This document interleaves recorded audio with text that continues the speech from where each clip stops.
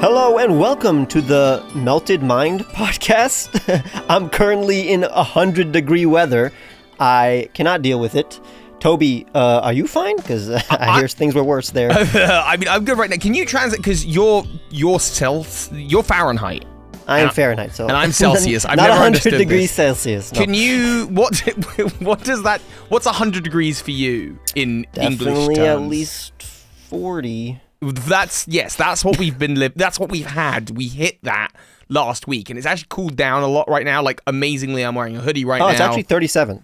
37 is 100. That's sort of where we've been capping out recently, and it's been in the UK. We are not built that way. Our bodies and our houses are designed to retain heat, as everyone's heard. So, I mean, the day that it maxed out, and it was like the hottest day I think I've ever experienced in my life in the UK, wow. It was really a case of just imagine a human turning into a grimer. And that's how I felt. How are you holding up on that? Well, obviously, as you know, our houses have air conditioning, but I have a room that's basically separate from the rest of the house. So I have my own AC in my house. But the problem is the AC is kind of breaking down. It's literally shooting ice cubes every day, especially during the night when I'm asleep. It has woken me up a few times where it's literally just making this imagine literal ice cubes grinding through an air conditioning vent thing. No! What, that's like when you go to those fancy fridges that have exactly. And you hear the like it's being that made. Exact sound, but coming out of my air conditioning, and then it literally shoots ice cubes. And if you're directly under it, it'll hit your head and it'll hurt. But, that's like you should decorate your AC unit to be the face of like a Cryagonal or something, and then when it does it, you're just like, it's just using hail. It's whatever. So right now, because of that, I'm literally using a fan near me. So I don't know if you can hear it. Probably not. It's relatively silent. I can't hear it. That's cool. It's all good. And but then if mics. I walk out of the direction of the fan, it literally feels like I'm outside in 100-degree weathers. And it's not fun. That's gross. I've always been I don't know about you, but I've always been a fan of the cold weather that I can wrap up warm in. I can wear whatever I want. Whereas hot weather is just, I feel like a sweaty, pulsating orb of grossness. You know what I mean? I prefer normal weather. I don't like when the air hurts my skin, whether it be hot or cold. So, and I'm a person who loves going on walks. I'll try to go on a walk every day that I can, and I literally just can't go outside for the last week. And it's for you, I know that it was definitely worse in Europe because of the infrastructure, but it was technically only a day or a few days, basically, yes. right? Right now, it's been a week of 90+ degree weather. It's still going to be a few more days of 90+ degree weather, and next week it's going to be late 80s, so it's 90-degree weather, and it's you're just not getting out of it, and I literally can't go outside. Even at night, it's too hot to walk. And I do like to go on night, walks during the summer. That genuinely sounds awful. Nighttime walks in the summer where the light is just still a little bit. It's 11 p.m. and there's somehow sunlight, and you're like, this is awesome. It's more exaggerated in Europe. I've been to Poland, and at 10 o'clock there's still sun, and then at 4 o'clock in the morning it's the sun is rising. It's already on the way back up. I had so cool. A few evenings like that in Cyprus where as a teenager, and the mood of that is just something you don't get in the UK. You definitely don't get it here. Really? You've warned me against not coming to New York during the times that it would be rubbish in the UK, because we effectively have similar weathers, right? Yeah. But it's even worse. It's hot all the time in summer. It's freezing all the time in winter. So it's come in the spring or fall. But and back to the summer night walks. I personally love doing it because you get to see through the windows of people's houses at night. Hold up. Are you sure you want to say that publicly on the internet? You like going on walks at night because you get to look in people's windows? It's definitely legal. You can do that. Just don't look for too long. Look for a sec. I'm not standing in front of the window. I'm walking by. I think that was important to clarify. You're not, I get what you mean though. There is something kind of fascinating. You're in a car, you're driving past a row of houses, and you just get these half-second segments into. You get to see what everybody else is doing. It's cozy. Everybody's watching a movie or eating dinner. It's very nice. Especially, I do this. I have a tradition on Christmas, so I don't celebrate Christmas, obviously. So on Christmas Eve, I'll go for a walk. it's cold, but I bundle up. It's very nice, very cozy. I'll come home and have cocoa after it. But I'll go for a walk and get to see everybody doing, eating their Christmas dinners or just like their parties, and I get to view the lights. It's this whole like tradition that I've been doing, I think, at least 5 years. It's really nice. One of my favorite things. There's, I think, on Christmas Day and Christmas Eve, like after big meals and things, going for walks is a really nice tradition because typically like no one's out, all the businesses are closed, and you're just looking at a world as if it's been abandoned for a day. Everyone's just agreed to stay home, and it's really, really nice. Something very calming and resetting about it. Yeah, very idyllic. It feels like I'm in like a children's book when I do it. Yeah. And I was about to have a conversation about Christmas lights, but I realized this is a podcast. You can't really talk about color, but there are specific kinds of Christmas lights that I prefer over the others. Okay. It sucks. I really can't. No, I can't. How am I going to describe How am I going to describe the ones that I'm like, no, that's the kind of Christmas lights everybody should have, not the other version. It's like very similar. Okay, you know how you have the rainbow colors? Yeah. So there are people who have cooler rainbow, like a cooler. I know what you mean. Temperature. No, I know exactly what you mean. I prefer the warm temperature. I prefer the warm temperature rainbow lights. And they've really got a twinkle to them, and that warmth is just like on the tree, reflecting off of bits of tinsel or presents or whatever, and like maybe the odd hanging ornament. It just kind of like refracts, and it's like beautiful. I know exactly what you mean, and the warmth is important. I think because that's what it's supposed to be at winter when everything's cold, a nice source of warmth spiritually in the corner of the room.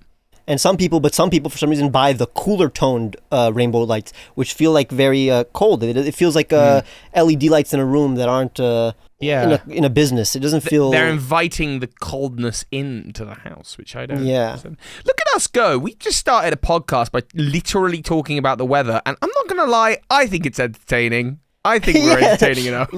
Literally the most basic conversation you can ever talk about. What's the weather like where you are? I'll tell you what, this has been the most interesting conversation about it, because here in the UK, the dialogue that we have is, it's a bit hot, isn't it? Yeah, it's too hot. Oh, it's so hot. And that's it. That's the whole dialogue I've been having with everyone all week. I just haven't been able to go outside at all, so no, I can't talk about the weather to anybody. What's funny is that I have been trying to go to the mall for a specific reason. So now, you were talking about before the podcast, you have this list of side quests. And I technically have a side quest that has been put upon me for a specific reason. So I have this new therapist, and she's hearing about my plight, my social anxiety, and she's like, I have an idea. Since you want to meet people, how about you just talk to random strangers? And I'm like, no, that would be weird and creepy. Don't do that. Yeah. She's a young woman, so maybe she doesn't understand the difference. That's the one privilege women have. They can talk to random people without it looking creepy. But so I'm like, okay, how about I don't do that? But she's like, okay, but you need to build your confidence somehow. How about, we go from the first, like we start at the first step, which is literally how you just find 3 people to just compliment. Like, it can be anybody, just their shirt, what they're wearing, or something that is not creepy to compliment about. Usually, it's just you have to find someone with like a franchise shirt, like someone with a My Hero Academia shirt or a Naruto shirt or Attack on Titan shirt. And then you say, "Hey, nice shirt," and they'll be like, "Nice, thanks." Whatever. I thought it was really easy to do. I thought it was going to be really easy to do. I go to the mall. I'm there for 2.5 hours.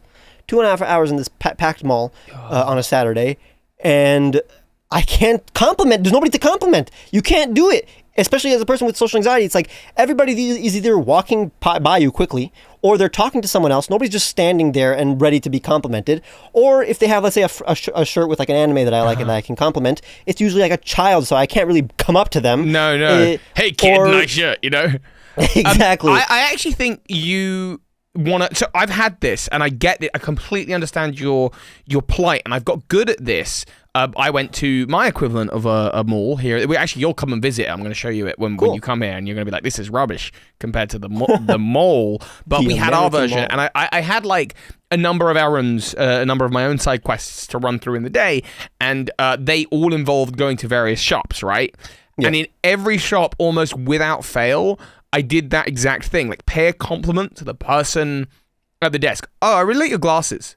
But what if the point of the side quest that I have is to make it. The first step should be at least genuine compliments that I actually want to give. Yeah. Then it's easy. Like, I'm not gonna now everybody I'm terrible at lying, and I won't feel comfortable doing it. No. So I'm not gonna. So I want to do the things that I'm the most comfortable at the first level. Don't force yourself. I think if it's a forced action, that's wrong. Like I get the point is to like build your confidence, but like you're building it in sort of the wrong way or the wrong area. I think But like I genuinely do like when people have interesting glasses or colorful tops or really quirky earrings or a nice tattoo. I see those things and like I just think like, yeah, it's cool. I wouldn't get it, but that's really, really cool. And then it's just a real entry point to like, I was in the Apple store yesterday, and it was just a real entry point into a conversation with this person just saying, oh, I like your tattoo, by the way. Like she was literally mid-selling me a product, and I was like, by the way, I like your tattoo. And that kind of got us onto a dialogue that felt a little bit more human being than it was, robotic. Though that is the Apple store, and they are like renowned for making you feel at home. So exactly, bit of a cheat. But the whole point was to treat it like a video game, so like and maybe even give yourself like a reward after it. She's like, okay, how about you if you do it successfully, you get yourself some candy or whatever. And I'm like, okay, this could actually work. But then it didn't work. There was literally 2.5 hours of me circling through like each wing multiple times, and then I just bought myself candy regardless. Nice. I thought it was going to be easy, and it wasn't. But like now, at least in the back of my mind, this quest is still there. It's still logged in the side quest, so I can just do it whenever I want, just like any normal person who gets to just compliment people whenever they want. Do you have a like specific set of errands that you're doing while you're there, or are you just like there for that one task? Originally, yeah. So like I went to try to buy clothes. I bought like I didn't in the end. Or I bought like one pants. At the end when I'm like, okay, this is not working. Let me buy what I need to buy already. Because I didn't want to do it. I didn't want to have the active mission while I already bought the things and I'm carrying all my bags. So I'm like, let me first complete the mission and then buy what I need to buy. But in the end, I didn't, and I just bought my stuff and candy, and that's it. And I left. To be honest, I had like this Apple Store interaction. It was actually really embarrassing for me because I went in. I knew exactly what I wanted. I wanted to get a watch. I've never had an Apple Watch before, but I wanted to get one. I'll talk about that in a bit, but I wanted to get one, and I went up to her because I'd like beelined it from the train station to the store just because it was the first thing to do. And I'm sweaty because it's humid, and my hair is all in my face, and I'm trying to, I want to buy I think an Apple Watch, but I've never really looked at one before. But that's a lie. I have looked at one before. I know exactly what I'm going to go in and get. So she starts explaining to me, and I'm like, oh no, she's going out of her effort to explain. I just want whatever the latest. I know what I want. I do know what I want. Hang on. I'm going to get the hair out of my face. I like wipe the sweat off of me, and then I put the hairband, and the hairband snaps while I'm mid putting my hair up. And it's all of the like, she's just like, that's unfortunate. I'm like, yeah, just a watch. Just check me out, please, And it's just like all of the things that I'm just like, you were not on top form. That was, and no one expected me to be, so it's fine. But it's really stressful. Well, that's the problem. Like for me, is like even if nobody expects me to be in my top form, I'm always pressured to be in top form. Yeah. And that's social anxiety right there. But Apple Store people, they're used to it. They're like you said, their job is to be the most personal people in the world. At least that's what my brother says. So they have worse interactions than that. There are people screaming at them and people who think they know about technology when they don't. Yeah. I just was like, I want to buy a thing. Can I sit down for 10 minutes, charge my phone, and have a play? And she's like, yeah, go for it. I'm like, cool, thanks. Have you ever been in a customer service industry job, I guess? I worked in a sweet shop, and I did do an interview for the Apple Store, but I didn't get it. But I guess I wasn't personable enough. But that's I did. I think I can't think of a reason why you didn't get it. I was much younger. Okay, right now you're definitely Apple Store vibe. Thanks, I'll take that. I would have loved to work there at uni, but I think what it was is we were supposed to get to know the person next to us and then tell a story about them. And the person next to me in the interview process, their favorite film was Twilight. They were really excited about it, and I was like, found this really funny, and I like was being like, Twilight's lame, and I made a point of that in the interview, and I think they were like, yeah, this guy's kind of an ass. We can't have him. But I did work in a sweet shop, and I worked in a shoe shop. I hated the shoe shop. I loved the sweet shop. I ate so many sweets. And dealing with the general public was fine, but not a choice I would exercise if I had to. What about you? Because you did uni pretty much straight into this, right? Yeah. So I mean, the only job I had in college, other than YouTube, was working for my dad as a videographer. So it's not really service industry. So you don't even need to talk in that job. You literally just film, don't talk to people. So it's like, I think my life would have been slightly better if I actually did have a service industry job and was able to like flex my muscles, or just get practice talking to people, especially during college, which is when my social anxiety was getting worse because I was not talking to enough people during that time. And now I see the value of that, even though it's kind of too late. Like, if I get a service industry job right now, that means my life has gone. No, horribly wrong, I see, yeah. But I do think you're right. I think there is and was value in it for me to just, like, get a chance to have a chat with the general public, to serve them, to be a little bit responsible of other people's money. More so with the sweet shop. The shoe shop was rubbish. It was a summer job that I was just that sounds bad. Yeah, no one even wanted these shoes. Like, it was a bad business to work in. It was minimum wage, and there was like no one there enjoyed the job apart from the manager, who's like, I'm going to be regional manager one day. Spoiler alert, the shoe shop went into liquidation. They don't exist anymor. And this frustratingly... Like it was a chain, you're saying? It was a chain. Yeah. It was called Brontano, and they're gone now. And the weird thing is that the building that used to be that in my town is now the carpet place that I had my furious battle with last year. So I've like got such negative feelings about this one building that every time I walk past, I just sort of secretly low-key flip it off. I'm like, ah! Are we going to visit that place? Just walk by it? No, I want to show you the good sides of England. I know it's like taking you to Team Rocket's hideout. I'm not going to do that. I mean, I would...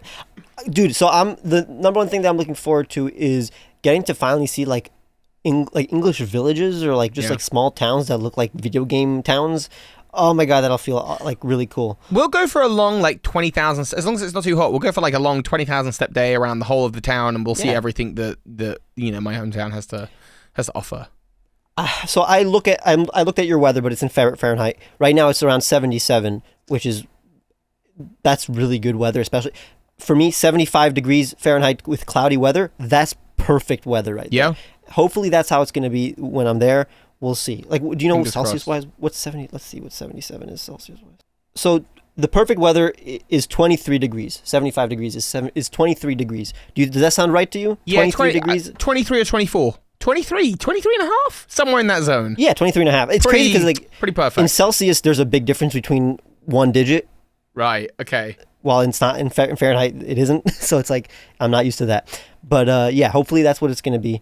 And I literally wouldn't mind whole days of just us like walking around if it's not hot.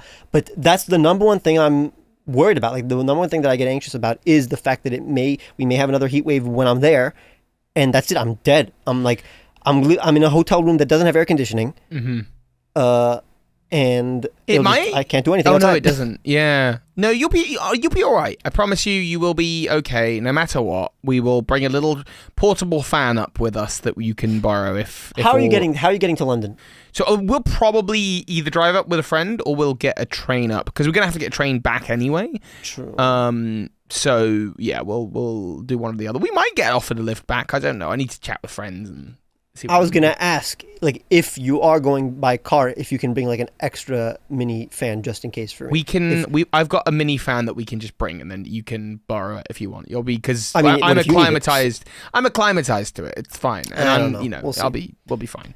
But I'm talking about when I'm sleeping, one that you can just have it. Like, it's fine. I'm well acclimatized and well accustomed to the British weather, and while I don't like the heat, at the end of the day, I'm going to spend most of the time in the XL anyway, so I'm not going to have use of it. And when I'm sleeping, I'll just be naked. So that's it. Yeah, I mean, I will too, but that only does enough. We'll all be naked together. Yay.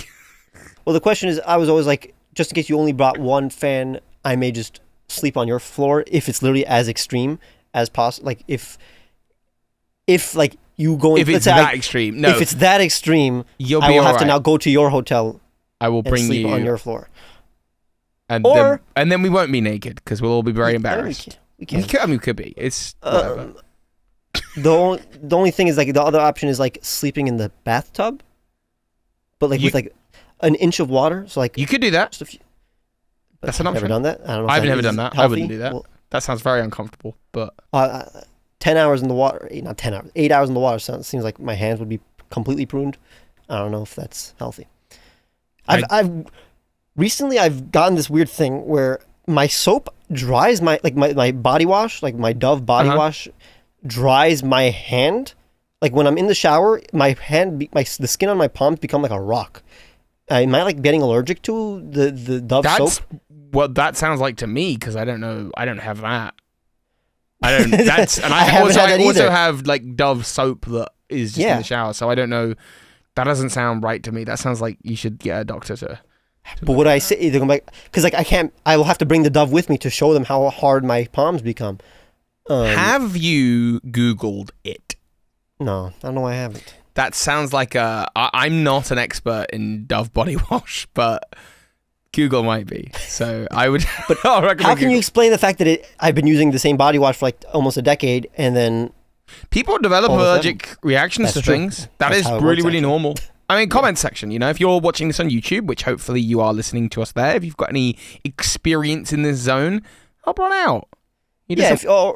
Or if you guys have any like allergies that you attained later in life, I'm interested in that actually. Speaking of allergies, like my sister like used to have she used to be allergic to all dairy, eggs.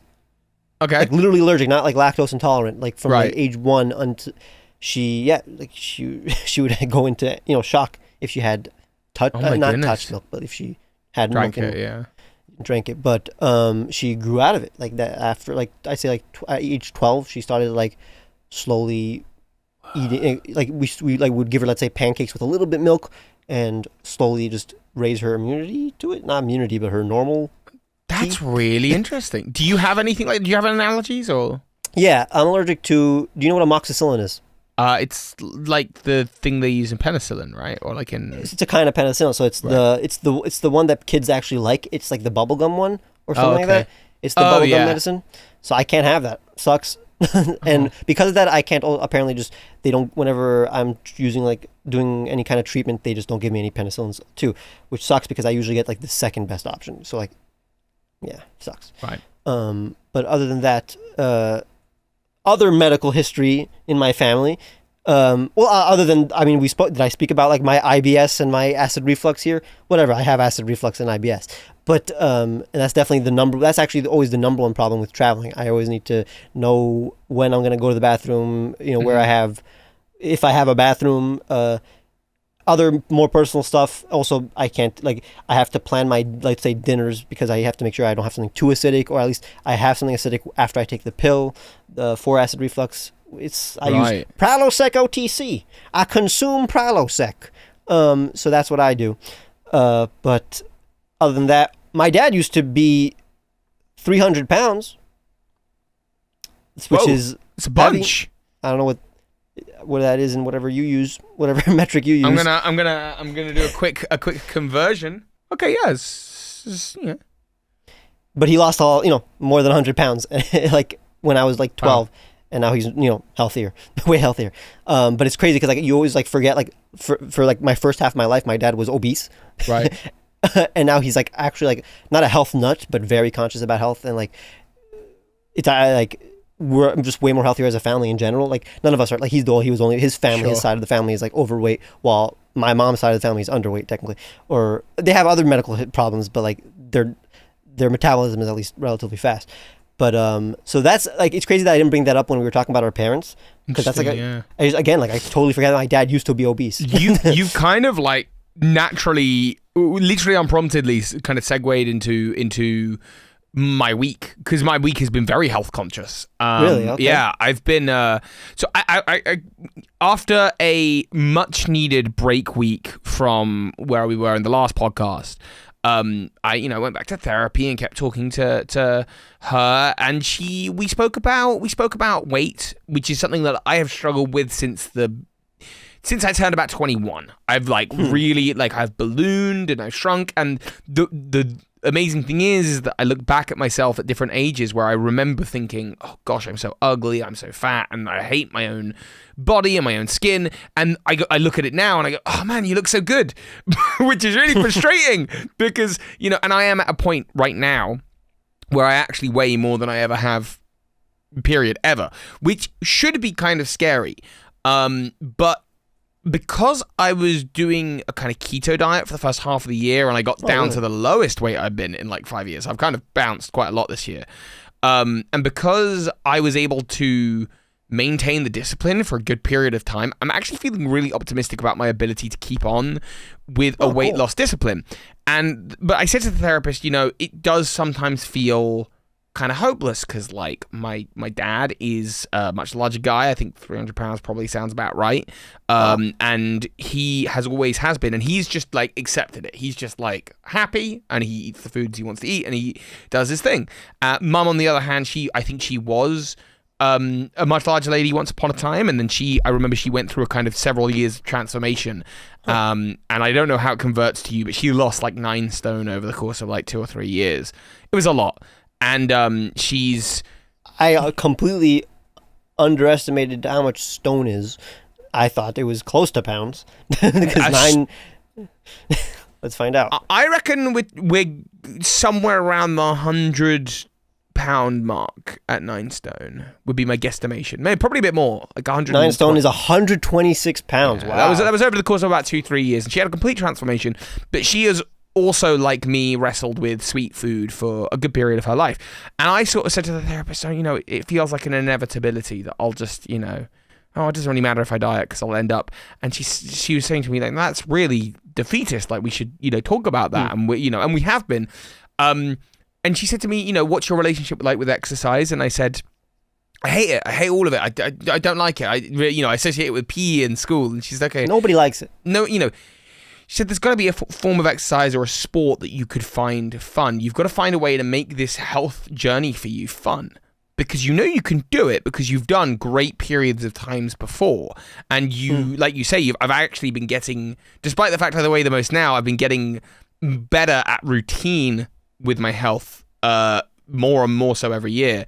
And that's why I went to get the Apple Watch, actually, because I thought, what's more fun than an Iron Man coloured watch on my wrist that's giving me, literally, I'm wanting to complete the goals that it's got for me on my wrist. So that's a huge side quest kind of thing going on there. Yeah, you really should turn your life into a bit of a video game.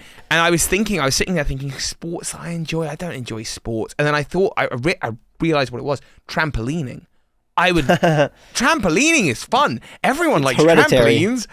And I'm just and oddly enough, trampolining is how my parents met. That was the whole thing. So I'm kind of super gassed about getting a trampoline for the garden and making this part of my daily routine. And I'm feeling more optimistic now about my health journey just after that conversation, realizing, I'm not just against it because I'm having a tantrum and I'm not the kind of person who exercises it. I'm against it because it ties back to PE and school and my parents and I have control over this. I can do something. So I'm really buzzed right now. And the last 2 days have been brilliant. I'm very glad. I think, in general, I've learned to do similar things where, find ways to do tough things by just doing things that you enjoy while doing those things. For example, again, I really like listening to music. So I listen to music when let's say going on hard walks, or listen to my favorite podcast when I'm at the gym, and it 100% helps. It will never not help. I feel like that's just universal advice to do fun things while doing the tough things. Let's say you're doing chores, I'm listening to music. If I'm doing the most tedious job in my in my career, I will be listening to things that I'm fully enjoying. but it's like it's literally a thing that I feel like everybody knows already, but for some reason. Well, I think the negating bit of advice is, well, sure, I could listen to a podcast and work out, or I could listen to a podcast and do anything else that I'd actually enjoy. And the point is like, so if you can enjoy going on a walk and listening to podcasts, that's cool. But like, maybe walking's fine. I like walking, but maybe like things like weights and heavy lifting at the gym, I don't particularly enjoy it. I just do it because I know it's good for me. Maybe stop doing weights. There must be a sport. There must be a thing that I could do in a way that would make it more fun. And as it happens, I'm like really excited about, like trampolining.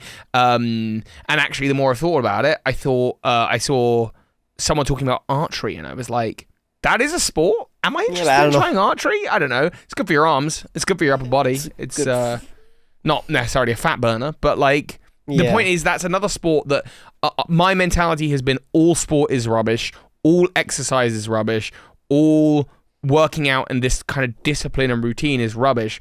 And also, from a young age, there's the association of like, sweets are fun. Broccoli's not fun. Sweets are fun. Sweet food is fun. It's a reward, and this is how we manage our emotions. And like, it's a deeply complicated thing. It's literally addictive. It is. I think people. I know it's true, but that doesn't change the fact that I despise the advice. It's calories in, calories out. It's eat less, move more. It's like, oh, gee whiz, I hadn't thought of that. It's like, the reasons for why I have the relationship to food that I have and the relationship to exercise I have are so deeply complex and interwoven, but they are my reasons, and I have the ability to, now I have even addressed that, like, oh, it's not just that exercise sucks and that's the kind of person I am. It's, oh, I have the ability to go, okay, well, maybe some exercise might not suck. What is out there? Let's have a really good think for like a week. What could there be? And already I found some things. So I'm like, that sounds exciting. I definitely, I mean, I don't know if my perspective is similar. Originally I thought, oh, my perspective is similar. But then I realized that you may have like an extreme version of what I have. So like, I literally don't care about any sport. But I wouldn't, like, in my mind, ideally, it would be nice to be into those sports. Like, I don't know if that's what you're thinking, or like you really have an aversion to sports or something, because that's what it sounds like to me. To most sports, yeah. But again, like, I think that aversion comes from like PE at school and that kind of thing, which I just didn't enjoy that process. And that's something, but maybe talking in therapy, I'll work through it, and maybe a sport. That sport could be fun. I don't know. But sorry, go on. I interrupted you. Because like I definitely, again, don't like sports, but I enjoyed PE. Like that was like the best subject because it's like you're having fun with your friends. I love who doesn't like dodge? Did you like dodgeball? I didn't like dodgeball, no. So that means, you really have like a sport aversion, which is, I feel like everybody likes dodgeball. Dodgeball, like I'm a big fan of this anime called Haikyuu, which is a sports anime. It's the only sports anime I've ever watched, but it's probably the most critically acclaimed sports anime, at least modern one. It's a volleyball anime, and it's okay. I'm totally into volleyball now. I've never played it because I'm scared of just fast and hard balls hitting my arms and hands. But so same reason I just don't play basketball, or I would like to play soccer, but I don't have anybody to play soccer with. Tennis is fun whenever I get a tennis racket and play with like my brother once every decade. But so it's like sports are fun. They're literally games, but I don't care about watching them.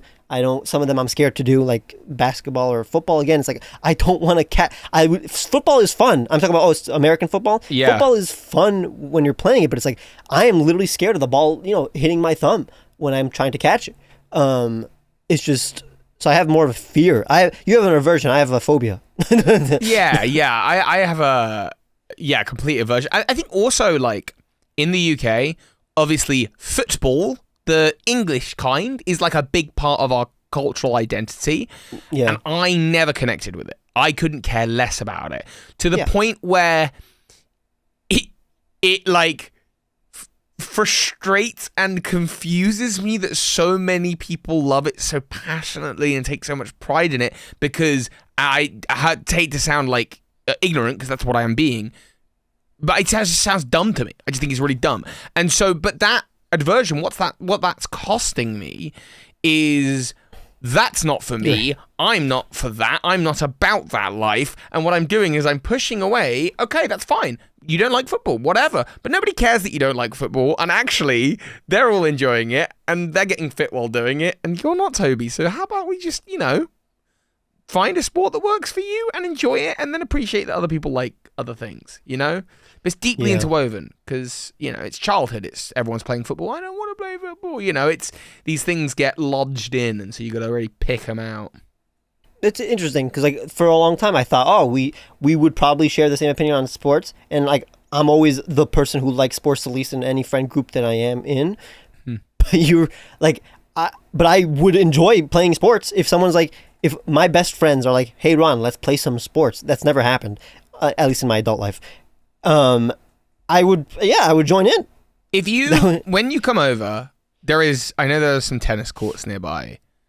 I will suck at it, but I will do it. Let's get some rackets. I'm sure I can find some rackets. Let's play some tennis, and we can We can do the anime tennis battle scene, and I'm for that.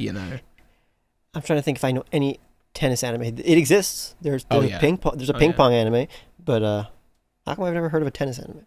Do you know what? There is actually another sport that I've always wanted to get into, which is skateboarding. But I have out of skateboards. All the ones. I have skateboards because I think it's really cool, but I don't have the coordination and balance for it. And I think at some point in my life, I will have to work with a tutor and work with someone to get good because that would be cool. That would be that's really the one sport I've never that I actually have both a phobia and an aversion to. Oh yeah. I don't. That's probably my least favorite sport. Not I don't hate skateboarders, and it's probably the most fun maybe to watch even technically, but I don't have the desire at all to skateboard. It seems like the most dangerous sport other than let's say football, American football, and also I prefer balls in my sport. That's fair. That was an odd way to say it, but I guess it's not wrong. Bowling. You like bowling? I hate bowling. Okay, I know bowling is not the most fun, but it's how does that remind you of PE? How does No. It's just I'll tell you why I hate bowling. Because this is the other side of this coin. And part of the reason PE sucked for me as a kid is that my hand-eye coordination is really bad, right? It's part of my dyspraxia and my dyslexia. Not my dyslexia, just my dyspraxia. My hand-eye coordination is awful. So, genuinely, in all the times in my adult life where I've gone bowling, the ball 9 times out of 10, which you only get 10, it goes down the side. It goes down the thing. So I have bumpers, to play. No? You can't play with bumpers? No one wants to play with the bumpers up. No one wants to be a grown adult with the bumpers up. But I'm sitting there with the bumpers up yeah, I got a strike. I guess that counts. And everyone else just immediately hits the button. And it makes me feel awful. I just can't do it. My coordination is so bad. I hate it. You don't know what I would give to just go out bowling with some friends. Let's go bowling. Since I was 15, yeah. Actually, 15 was probably the last time. 10 years ago. We can bowl. We can bowl. We can go. What about mini golfing? I was about to say that's the other one that I think is so stupid. Oh my god! But it's like bowling, where it's the most recreational and casual sport anybody can do it. People always recommend, let's go mini golfing. And I'm like, oh yeah, okay. I stand there with the golf ball, knowing I'm not going to get it in one shot, just going, all right, give it a whack, then I'll go give it another one, give it next course. I am so just put off by it. I just like this is boring. Why are we doing this? Let's go do anything else. This isn't fun. Is this fun? Oh my god. And then I look back and everyone's behind me and they're having so much fun and I'm like, yeah, I don't get this at all.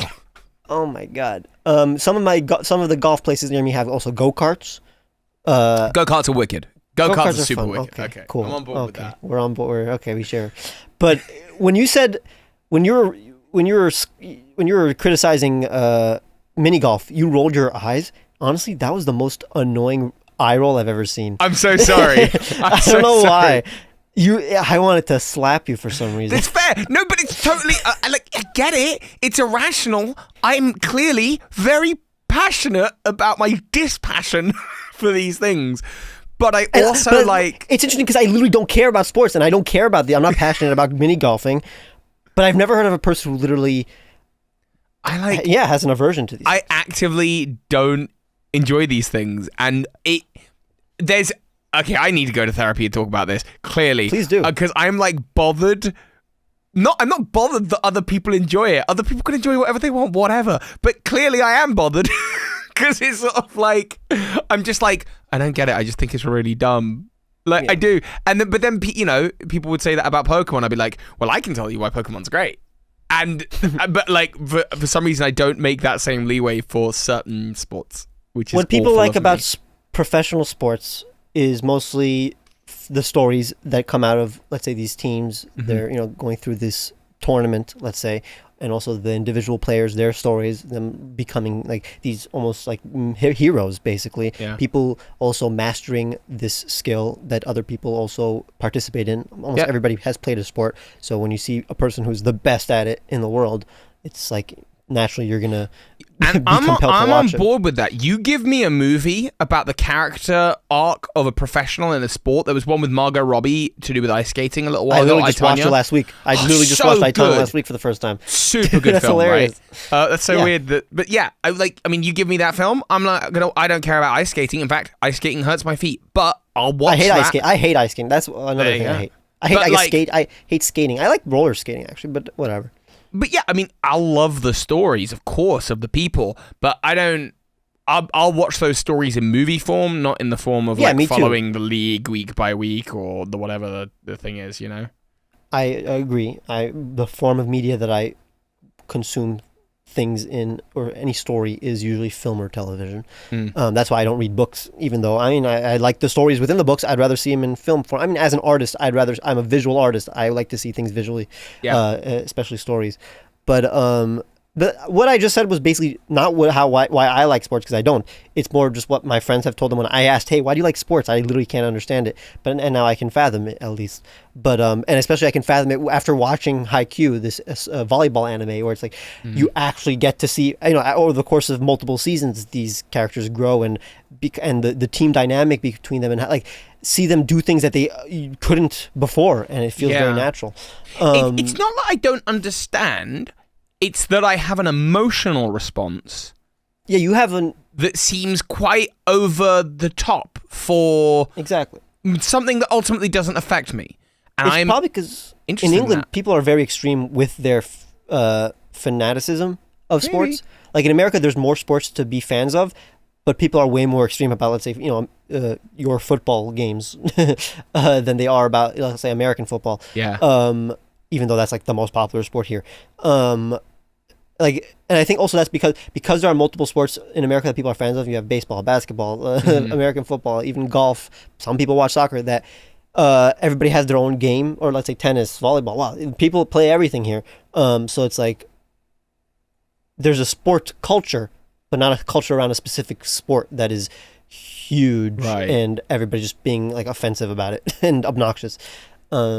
Even though, again, when I was a kid, I did think people were being obnoxious about sports, because the kids who would like hate video games or hate what my interests were, you know, animated shows or whatever that I liked, those were the jocks. Those are the people who liked stuff. Who those were the popular kids. There's something about the English football fan, the like Team Yells of the world, that like it like sends shivers down my spine.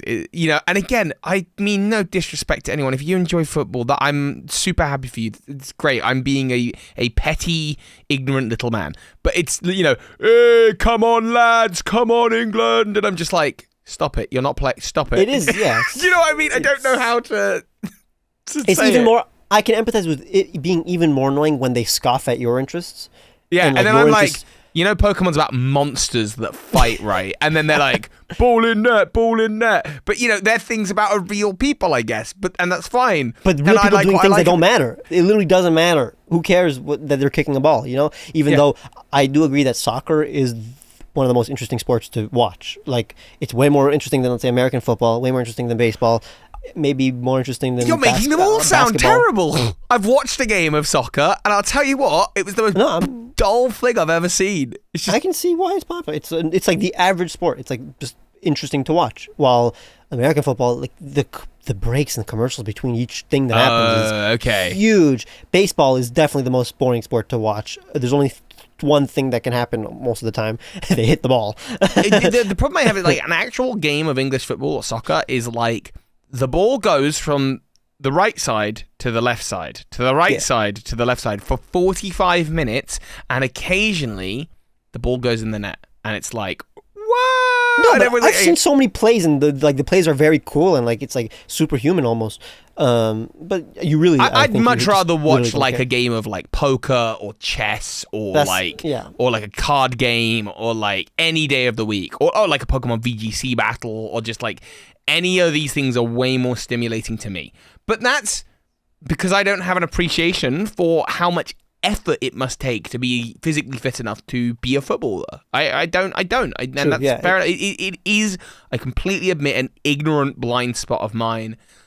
And I'm disproportionately unhappy about it. It's like watching boxing, where it's like you watch boxing, you're like, oh, I can do that. I can punch a thing. But it's like literally one of the hardest things to do. Like you would go in the ring, Toby right now would go in the ring and last not even 10 seconds. Oh, 100%. I don't even think I could punch someone. I don't think I'd have the thought of like, oh, I could punch someone. I definitely don't think I could be a footballer. Like, I'm not there like, oh, I can. You won't be able to run for more than like 2 minutes. I'll get 2 minutes to get out of breath. And by the way, I'll go to kick the ball and I'll completely miss it because my coordination's so bad. Yeah. Like, you've kicked a ball and tried to get into the goal. It's not as easy as you think, especially from the size of an actual soccer field, like the professional ones. It's like, that's impossible. Like, so I get it. But I also sports the last thing I care about.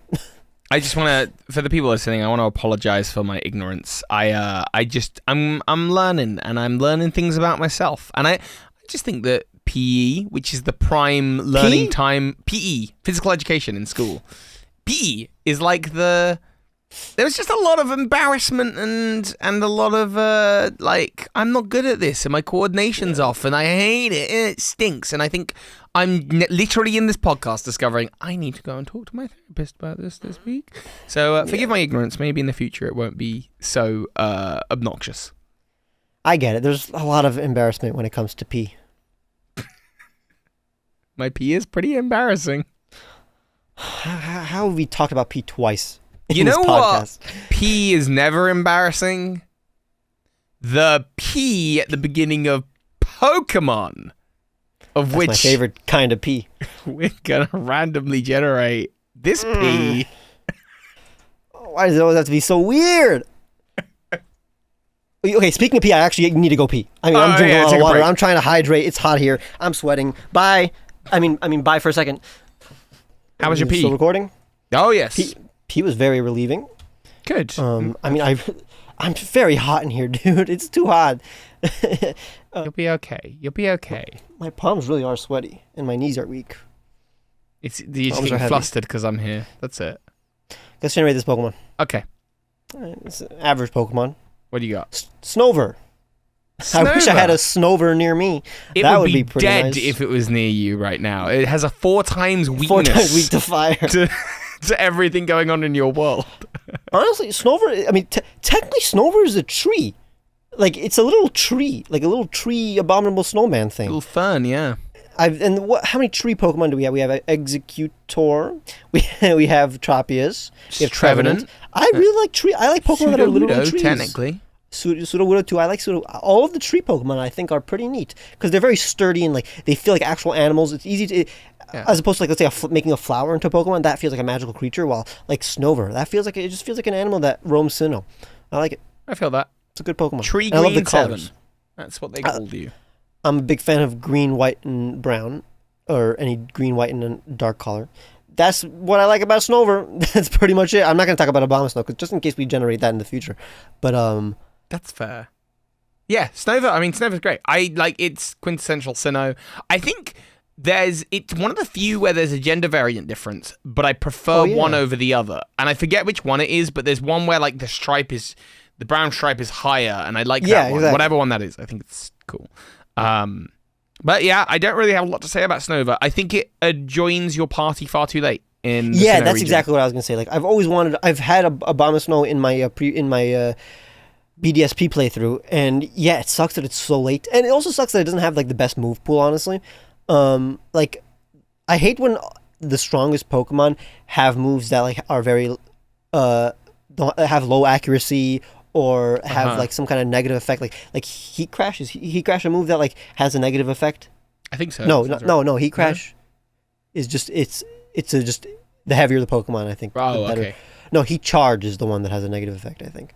I think there's recoil and Heat Charge. So like moves like that, like moves with recoil, but like oh, finally he learned the move that is like finally my physical electric type learned a physical electric move. Oh, but that physical electric move is just is like it has recoil, and I'm never gonna use it, even though it's super strong. It's like I hate it's so annoying and those are usually like the coolest Pokemon, like Zebstrika, Abomasnow, Pokemon that like Woodhammer. Yeah, I think Abomasnow has Woodhammer. Yeah. It's like okay, now my Pokemon's super slow. I think after Woodhammer, the one where something slow. like that. Yeah, and then we know nothing about moves. The 4 times weakness isn't doing it any huge favors.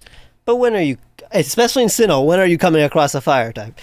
But this is true. This is true. I think with Snover in particular, the whole getting it too late is really damaging, because even if you're like, oh, I'm going to pick one up, this looks really interesting.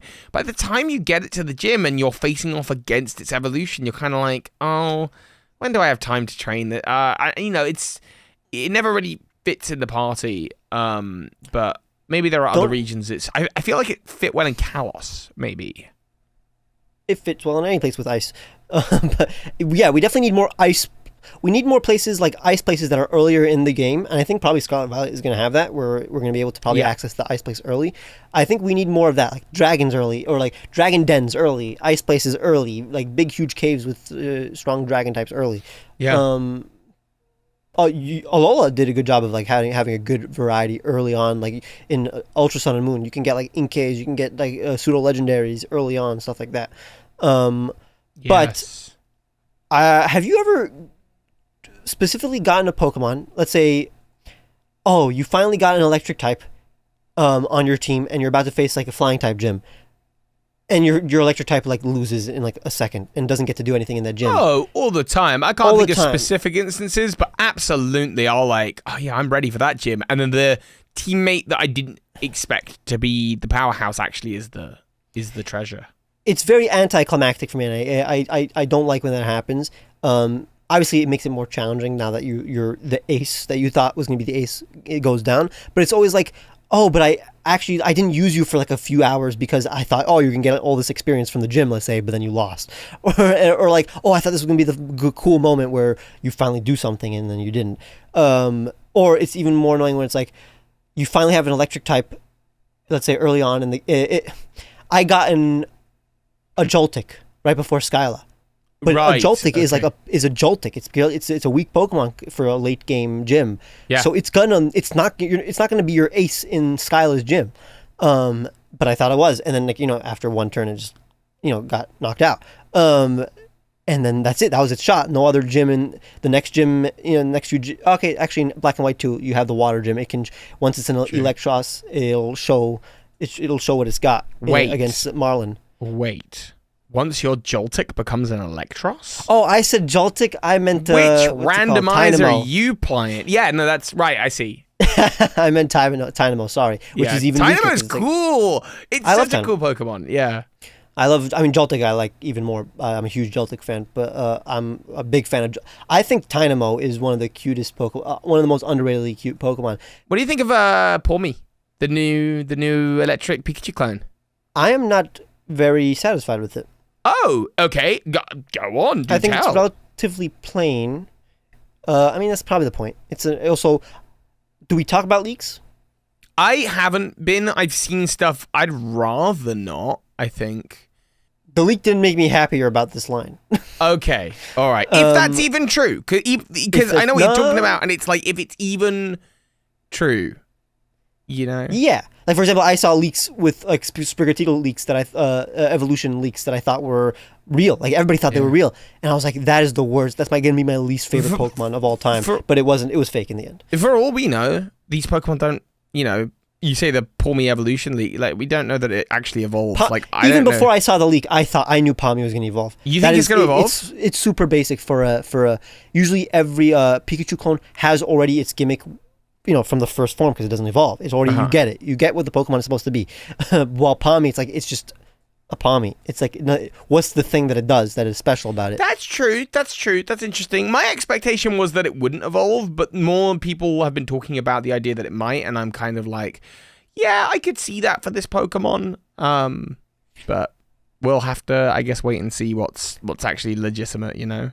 So it's actually my least favorite of the three, even though I don't hate it. It's still any Pokemon that is cute, I will think is an above average Pokemon. So it does things for me. It is a valid and also useful Pokemon in terms of my entertainment, but it's just very not interesting. We've got to be getting on time for the next trailer now, right? It's been I feel like 50 by days. the time this episode comes out, the trailer is probably going to be already out. Oh yeah, that'd be like good next week. Actually. I've been thinking all week this week. I've sort of been like primed and ready. Like, okay, it might be time. I think within the next week we should get something. Maybe the next 2, but it's been 50 days. 50 Whoa. Since the last trailer.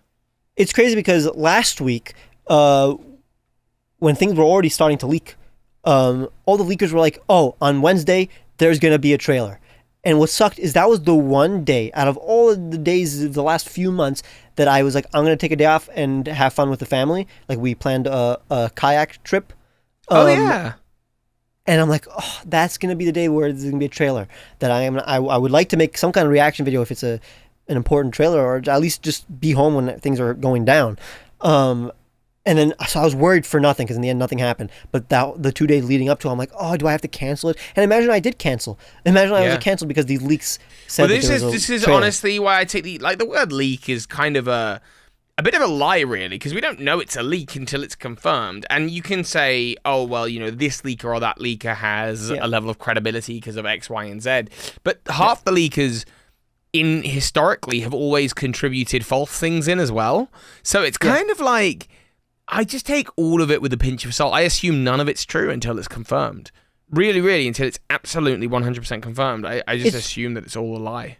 It's crazy because the leaks for Scarlet and Violet are the most blurry in terms of like the pictures that we've got. And we've got barely any pictures we haven't gotten any in last week. But the first few days that there were leaks, the pictures were the most blurry out of any leak possible. But for some reason, they're the most believable.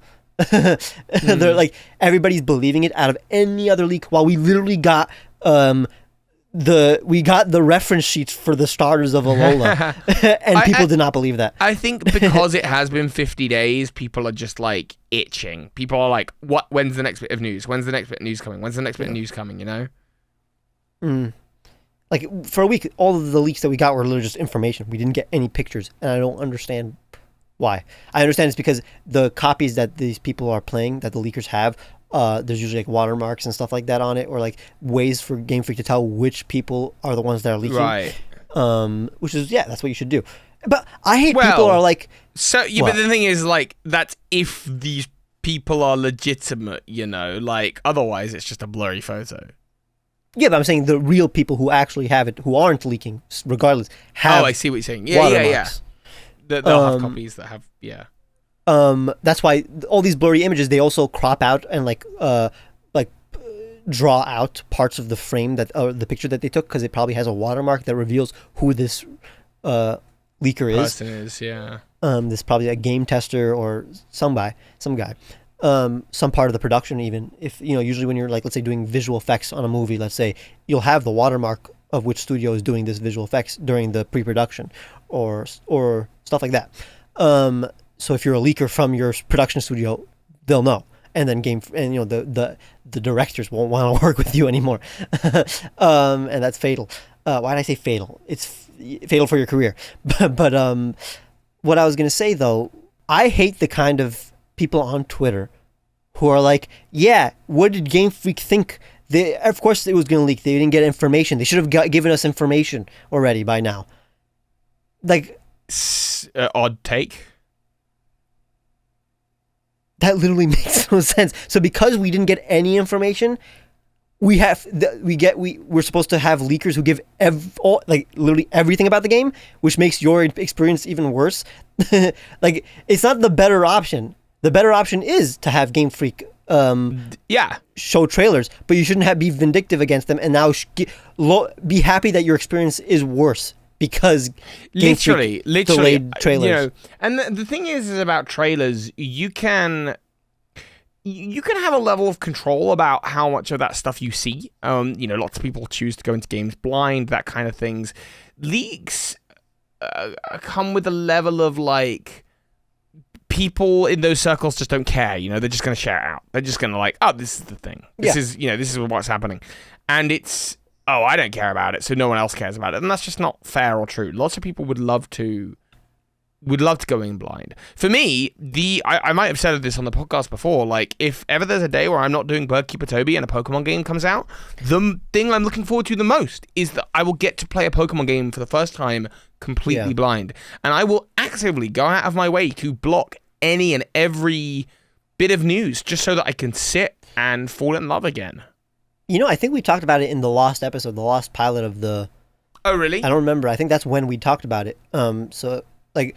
in that conversation, I talked about how I play Pokemon less than the average person. Yes. I think about it way more than the average, even Poketuber, technically. I'm constantly listening to the music, which literally makes me know and remember every single location. I'm literally looking at a list of every Pokemon when I'm working, because that's how you make your videos every day. I have more merchandise than the average Pokemon fan. I'm definitely a huge Pokemon fan, but I play it less than the average, definitely Poketuber, maybe less than the average casual fan, because I don't want to spoil myself. I don't want to get burnt out on the actual game of literally my favorite franchise. And that's why I constantly forget, and I like purposely make myself constantly forget like the locations in the game. That way, when I play it, I'll remember. I'll forget, and then it'll be like I'm playing through these like locations all over again, even though I have knowledge of these like the fact that they exist. I know more than the average fan because I listen to the music, so I know the names of every location, and I know like what kind of music and what kind of place that place is. Like if I played maybe Violet City's track, and that's a famous track, but if I played it, even like the people who played the games a billion times may not recognize that that's Violet City. Or Route 47. Do you know what Route 47 is, Toby? Not off the top of my head. But you've 100% played Heart Gold more than I have. Sure. Yeah. Heart Gold is like the game I played, not the least, but it's one of my least favorite Pokemon games to play, at least. But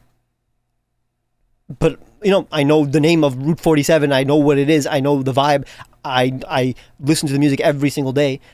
So it's like so I consume Pokemon in a completely different way than the average person. And I want to know if anybody else like consumes it that way, where it's like mostly through the music, which is Sounds crazy. Honestly really healthy. It's really fun.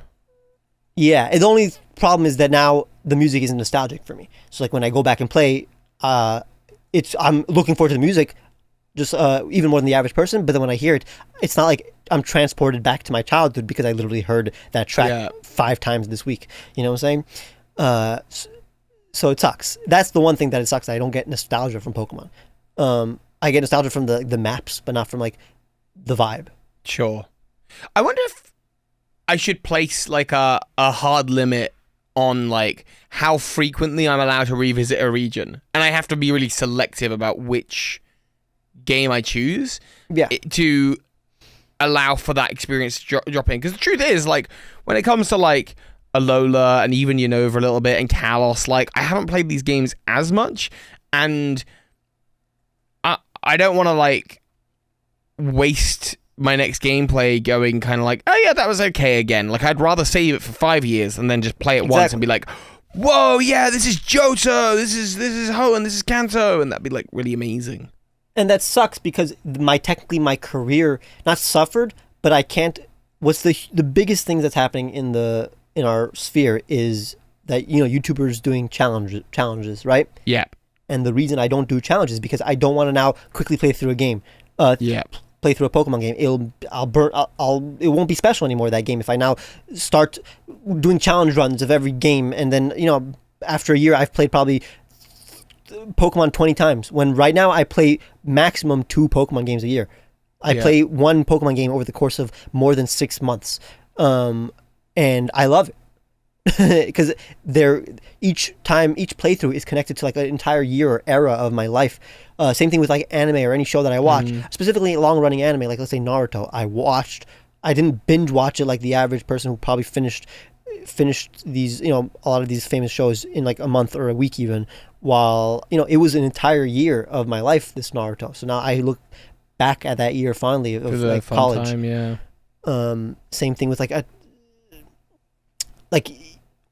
and honestly, I was going to give an example, but the point is that it's literally every example is like that. Every show I watch, that's how I watch it, and I'm happy for it. But I feel like a lot of people, they watch it shows their own way, and they wouldn't enjoy doing it. They just enjoy binging. But I'm one of the few people nowadays that just hates binging. I'm thinking as a way of exercising, what might be quite nice. There are a number of shows that I've always said, oh yeah, I'd love to watch that, but like, whatever, I don't have the time for it. Or, even shows that are like, I'd happily rewatch, like House or Suits or something, where I'm like, what might be really good for me is to spend the first 45 minutes of the day in the front room with one of the, like, an episode on a day, and to engage with a piece of media once a day, and then just stand and do some stretch, start with some yoga, do some stretches, flap about, get my counter going on my watch, and that like that might be a really productive way to both engage with a show on a daily basis or a weekly basis. Maybe got a few that I alternate so that it really drags out, and then also to that 45 minutes doesn't feel as bad as long as I'm hitting my step goal and hitting my exercise goal, and then doing some stretches, do some yoga. Like, that's a perfect morning, and I'm gonna keep it on my health as well. Yeah, that's 100% the thing that I recommend, and I think most people do whenever they're exercising. They'll just watch things that they can light shows or things that they've rewatching. Do you use your watch later playlist on YouTube? Not in a long time, no. Because I do, and I used it to the point where now I have also a separate like podcast playlist. That's why I listen to my podcast on YouTube. So same thing with my watch laters. I have a lot of videos on my watch laters, but I just consume YouTube, I feel like, more than you. I pretty much only run through my subscriptions now. No, that's not true. I unsubscribed from like a million people, so I have 3 or 4 people that I watch really regularly, and then other than that, it's just like recommended. But a video really has to be good and recommended for like a good title and thumbnail to get me to click it open. So at most, I'll have like, I reckon I probably watch an average of 4 to 10 videos a day, which does sound like a lot. No, it does not sound like a lot. But it's not that much. Whoa! Dude, I watch 40 to 100 videos a day.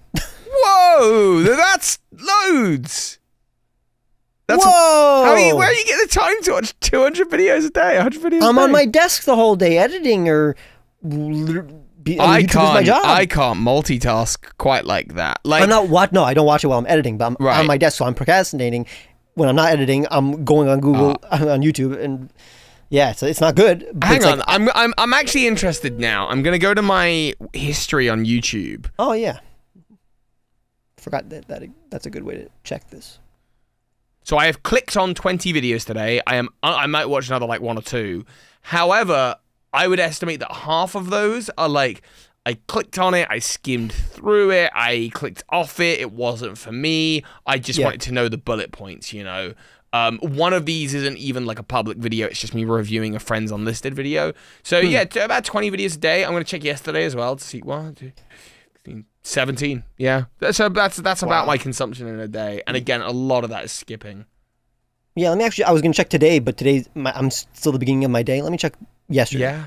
And lots of them are also just music. It's just like, it's not even like a video I'm watching. It's just like Attack on Titan music. Cool. Put it on another playlist while I do other stuff. Yeah.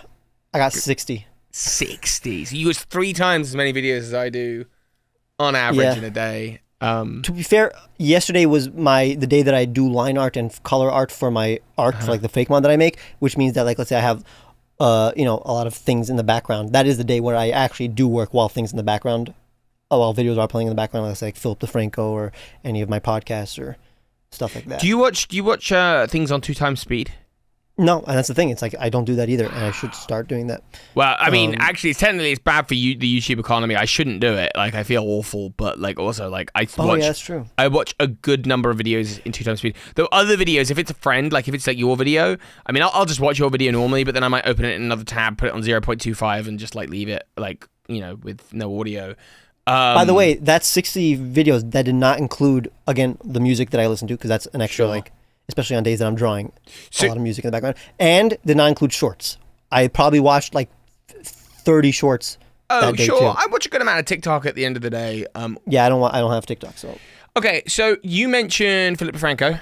Philip DeFranco is one of my go-tos on YouTube, and we've been wanting to talk about this topic for a while, right? Yeah. Which is who are our kind of subscriber go-tos / inspirations, I guess.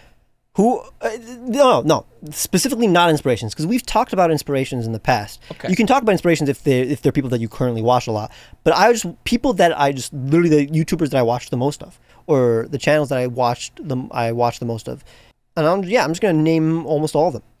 Okay, go for it. Let's go one at a time, basically. So Yumi. All right. Well, Philip DeFranco. I mean, that every day. So I've watched Philip DeFranco every day since I was like 13. Yeah. Same. So yeah, more than a decade. Definitely, probably the YouTuber I have the biggest parasocial relationship with. Sure. And also the person I rely on the most, because he's literally where I get my news from. I'd say until the last few years, he was the person literally my only news source. Nowadays, I'm all my social media, and also my I go through Google News, and I get my variety of different news, but like the main news source really is Philip DeFranco, and I think it is the best news source for people like us, like young millennials or even late Zoomers. I think that's where you should get Mm-hmm. at least the basis. If you really if you don't have the time to get news, Philip DeFranco is great. Absolutely. I was gonna say unbiased, but that's not true. That's not how it works. Every news source is biased, and what's cool is that he says what his bias is whenever that's what is good. I don't think a news source is definitely disingenuous when they're saying that they're unbiased, because that's not possible. Because even if they're not giving their opinion, they're the people who are paying them are definitely prioritizing specific kinds of news, and definitely the titles and stuff like that are biased. But I like Philip DeFranco a lot. He's relatively balanced, at least in terms of news. And he's just a cool guy. All right, I've talked about them a bunch of times. I'll just say my podcasts, like Trash Taste and Super Mega. Those are the biggest podcasts that I listen to. Trash Taste really is the best podcast for a person like me who's an anime fan but doesn't want to literally listen about anime every second, because they're not talking about anime. It's literally 2% in them talking about anime. But it started out as an anime podcast because they're anime YouTubers, but now they're literally famous like podcasters, and like all the streamers and all the big streamers and YouTubers know of them and are friends with them. So that's the one I recommend. But yeah, you go next. I watch, and I've realized just this moment that he hasn't uploaded in like 2 months. But Devin Nash, do you watch Devin Nash? No, but I definitely know who Devin Nash is. Yeah, content for content creators. It's content. Yeah, I've watched a few Devin Nash the content space, and like if he uploads, like I pretty much like make time to watch his videos. Interesting. So if you're into the content creator space, recommend it. He's also like part of like the streamer community too. So like I've seen him interact with other streamers, and yeah, he seems like a cool guy. Yeah. This is not a person that I'll talk about. This is not a person that I have a parasocial relationship with, but I do watch a good majority of his videos. Anthony Padilla. All right, okay, cool. And his series of just interviews, usually interviewing people who people barely ever talk to. Kinds of groups of people that people definitely need to hear about, because it's interesting to hear their stories. And he does it in a very nice and insightful and polite way. He's been around for a long time as well. Literally the co-creator of Smosh. So, he's one of the most famous YouTubers of all time. Yeah, I mean, I used to love Smash back in the day, and I used to be very, into everything they uploaded. But I really don't have, I'm looking up this list, and I'm seeing a couple people. You don't watch YouTube? That's crazy. I guess not so much anymore. I watch everything Zeltic puts out. He's the Zelda version of me, except I wish my quality was his quality. Like he's just phenomenal in everything he does. I gas him up so much, but I think he's great. Now that I think of it, I mean, I'll probably see it in my subscription list, but I don't think there are other. I don't have any YouTubers that I watch that talk about one franchise like PokeTubers do. Right. Like Pokemon is the only franchise that I listen to. Like I only listen to PokeTubers. I don't listen to Sonic Tubers or whatever. Right. Like, yeah. Sure. So yeah, I mean, again, these aren't people that upload every day, so it's not like again I'm obsessed with them. But I'm a huge fan of Brian David Gilbert. I don't know, do you know who that is. No. He's used to work on what's this? It's a famous like video game channel. He was like they're just the breakout star of that channel. But what was that channel? You definitely know it. What was his series on that channel? I forgot it. Unraveled on Polygon. Oh, I know. Oh, I know exactly who you mean. He's amazing. Yeah, he's you. He's the American you. Oh, I wish I was him. Yeah, you're not as talented on it. That's fair. He's a rock star. No, he's great. Yeah, so comedian, writer, singer, artist guy who just like makes the best like random content. Like on Unraveled, it was all video game content, but it's like some of the most deep and like fun video game content you saw. He's the one who made the modern updated poker app. And he also did like this huge video about like he read every Halo book like in a year and became like an expert in Halo. He's actually genuinely brilliant. I think his videos are phenomenal. Bill Wirtz rarely uploads. You know Bill Wirtz? Yeah, I know exactly who Bill Wirtz is. Yeah. So he's the guy, for anybody who doesn't know, the guy who did like history of Japan, history of the entire world. Those are two of the best YouTube videos of all time. Everybody agrees. Watch those videos. Yeah, I mean, also amazing. I agree. The only person I actually watch like regularly, and like I'm not really mentioning any PokeTubers here because a lot of them I watch because they're my friends. But like religiously, I'll watch Mr. Ballen's videos, and he's one of those sort of horror, true crime. Takes you down this rabbit hole of story format. This is the horrendous thing that happened, and I really like those videos. I'll just watch those, back to back to back. A lot of people are really into true crime and stuff. It's not what I'm into. I'm not into real crimes or real terrible things that happened. I'm more into fictional terrible things, or just like I'm not even into horror. I'm not into horror at all. So but I am into like just interesting lore of like, let's say like paranormal creatures, let's say, that don't actually exist. Yeah. But sometimes I'll watch videos like that, or like sometimes SCPs, or sometimes love that stuff. Like what's the Backrooms? I mean, is that technically an SCP? I'm enjoying the Backrooms. I'm watching TikToks of like some animation or some game where it's like the Backrooms, and I love it. I think it's so. I love stuff like that. Feeling creeped out.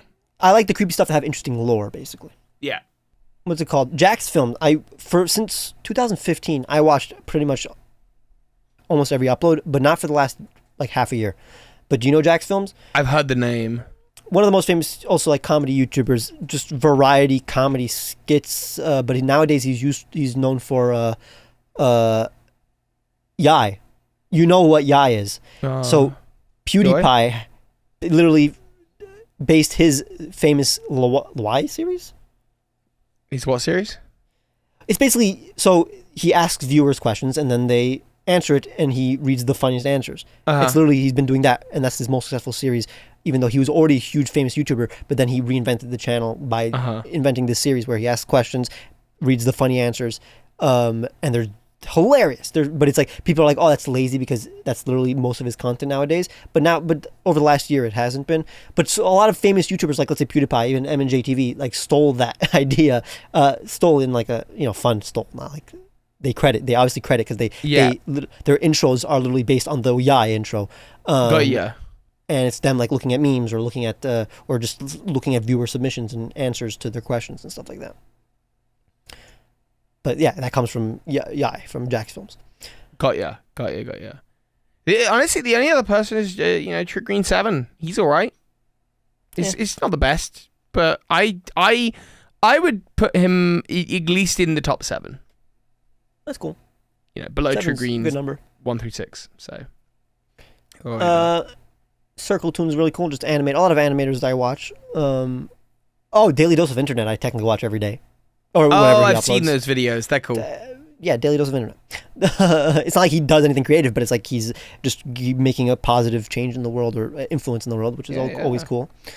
A a lot of remixers. Like I'm known as the Poketrooper who's in the comment section of every remix and cover and remaster of Pokemon music, and I genuinely, that is my favorite kind of art.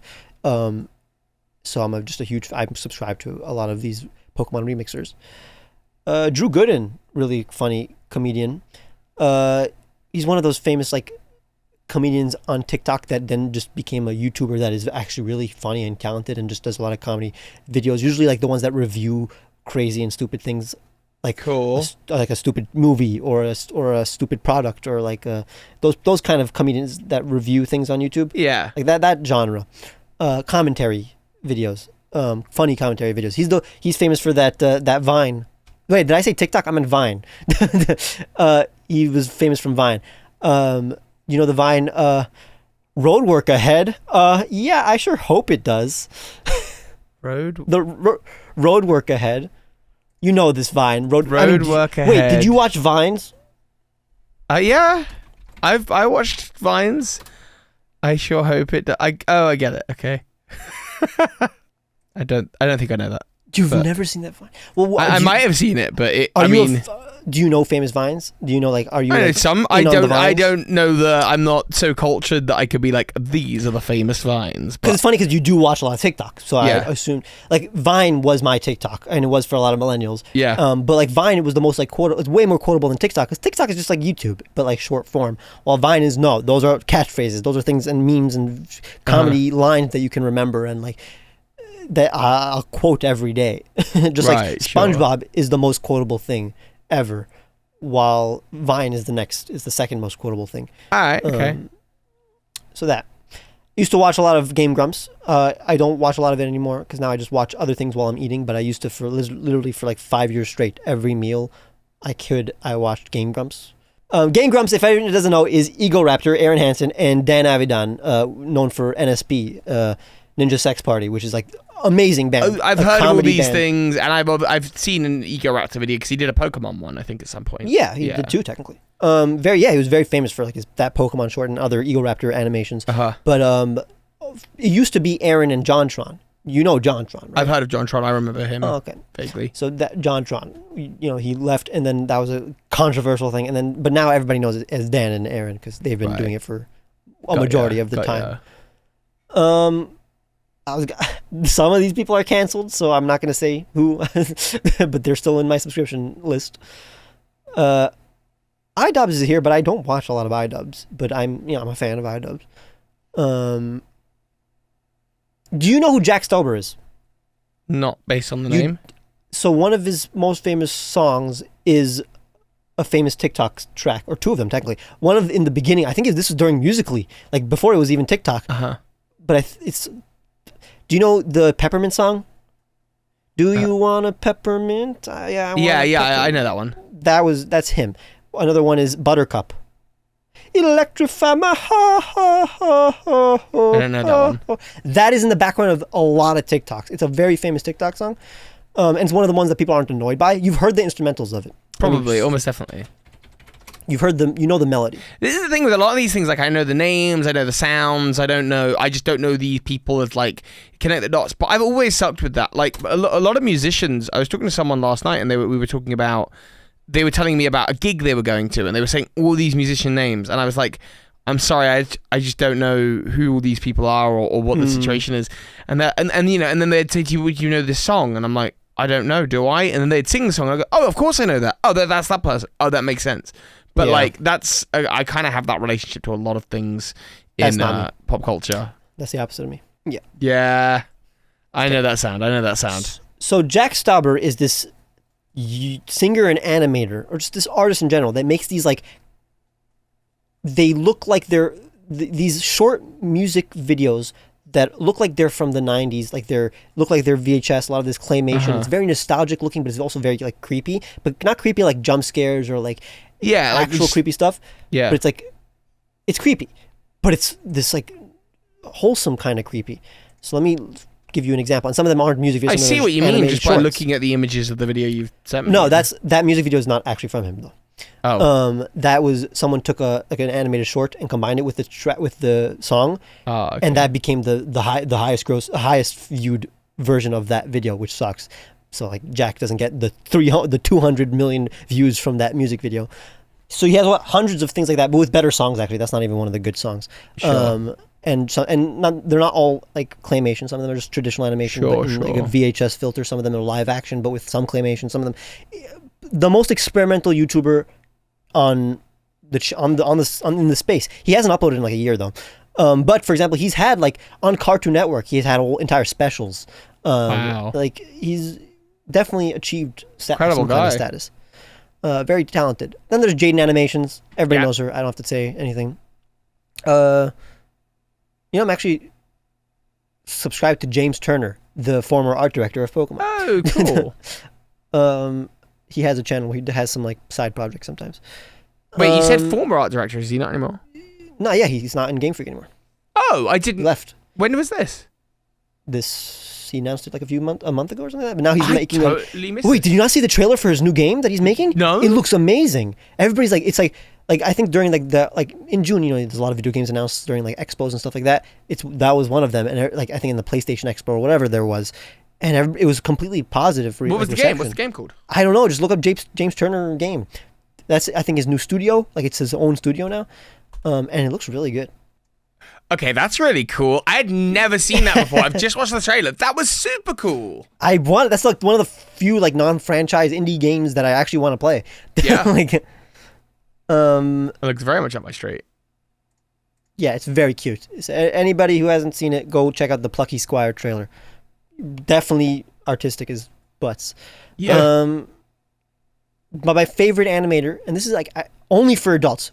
If you're below 18, don't watch this. Meat Canyon.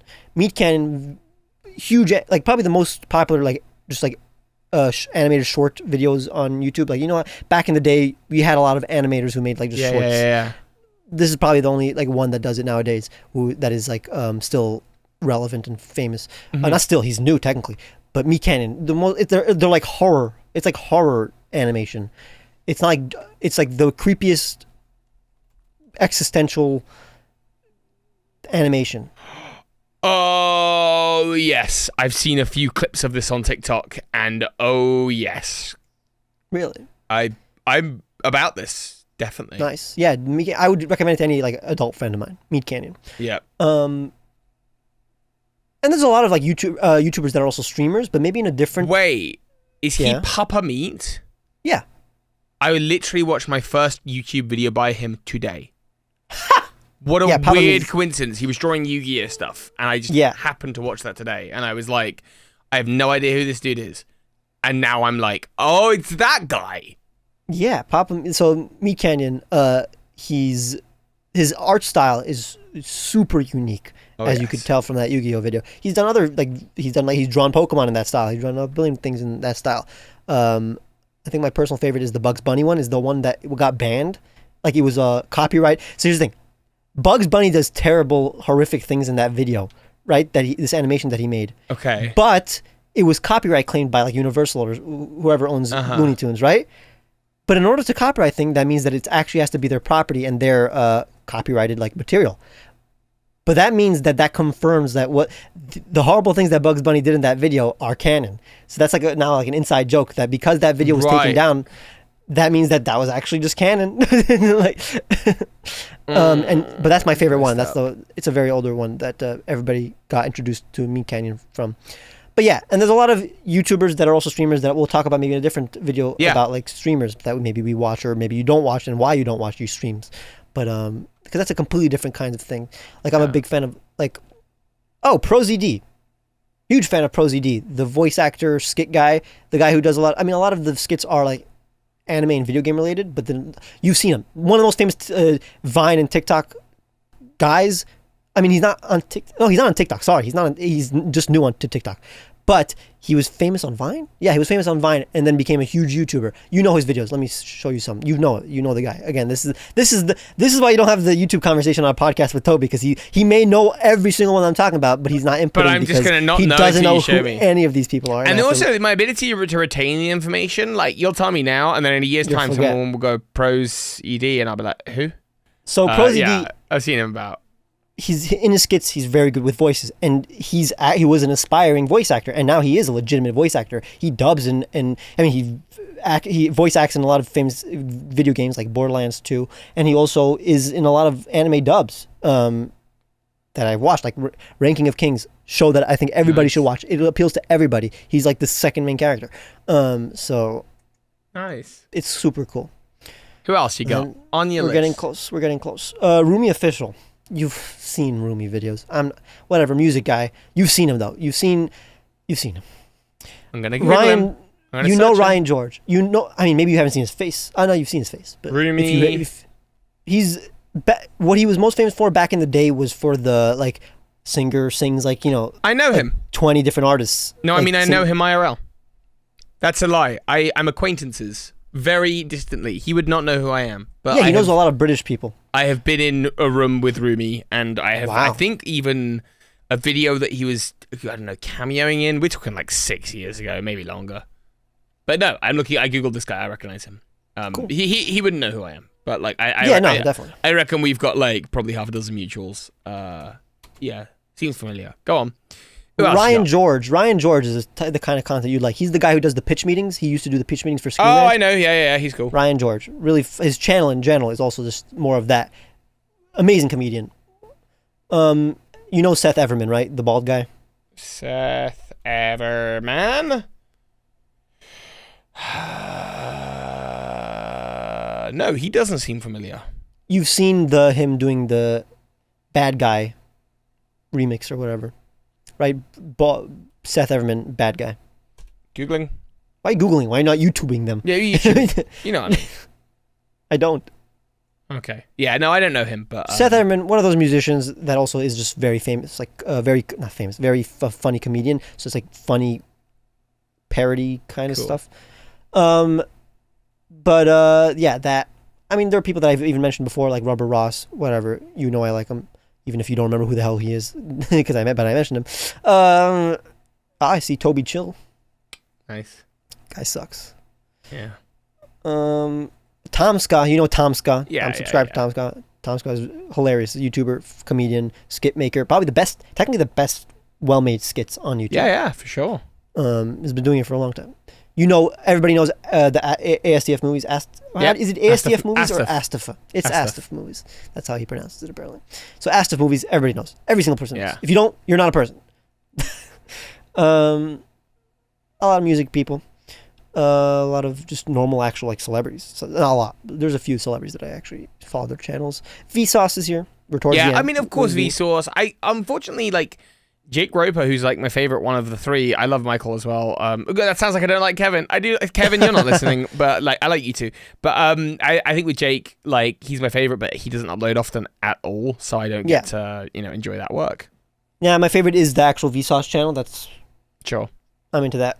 I mean, I'm into I would definitely be into the kind of stuff on Vsauce 3, right? That's Jake's. Yeah. But it's not cliche, but like it's like there's a lot of content kind of like it. I don't know about that. I don't know that I agree. They definitely take it to extreme, and I think you're definitely inspired by them. I've seen a lot of videos where it's like, that's what Toby was inspired by. Yeah. But it's still the kind of information that he's talking about. It's like, I already know that information. So, for example, if I watched that Pokemon video that he did, it's like, this is the coolest, highest production Pokemon video about like facts, but I know these facts, so it doesn't matter to me. You know what I'm saying? Yeah. That's what I'm talking about. Well, Vsauce, you never know what Michael's going to talk about. Yeah, I see what you're saying. Michael's a meme. We're ending on Michael because like that's it. Michael, Vsauce, he's become meme status. There are not many people themselves who are memes. Yeah, I mean that specific bit of music that comes on, and then and then hey Vsauce, Michael here. It's like such a moment. Like everyone, I think that would be a good way to start a wedding. Hey Vsauce, Toby here. Weddings. Wedding? Are you? I don't know why I'm going with this, but I'll work it out. But this is funny that you can go along with it. You can just improvise a Vsauce intro. But even if you haven't watched any Vsauce videos, watch Vsauce out of context. Yeah, it's the funniest thing. You know what? I will. Man, you really like YouTube, huh? Yes, and that's why like a lot of my videos, even if they're all Pokemon, a lot of them are me taking normal YouTube videos and just making Pokemon versions of them. I feel that. And that's why I want to continue doing. That's like I have the most fun doing that. They rarely land. Like I say, 40% of them actually like do well when I do something like that. But that's the most fun. That's my favorite kind of content on my channel. Yeah. The ones that are inspired by my love of YouTube. I probably should watch more, to be honest. Like, because that comes across in your Honestly, videos. you seem like the person that would, because like I definitely used to. Videos are your content is the most YouTubey out of any PokeTuber. So you need more inspiration. I definitely used to. Like, yeah, at the moment, like, you know, finding that inspiration, finding the people that I really am like, oh man, I gotta watch all of their videos. Because all of these people, many of them that you have recommended, like, I watch them, but I'm not like, oh, I need to, the moment a new video is out, consume it just because, like, it inspires me. So it's just like, oh yeah, that's fun. You know what I mean? Yeah. And yeah, like you said, I am subscribed to way more people. But I have opened about half a dozen tabs since you started talking. Yeah, and those are the people that I actually do like watch almost every upload. But yeah. And that's how your subscriptions list is so long. And your watch list. Oh yeah, definitely, exactly. And also my history. Sounds like you really do like that YouTube. Me, not so fond. Okay, quit. All right.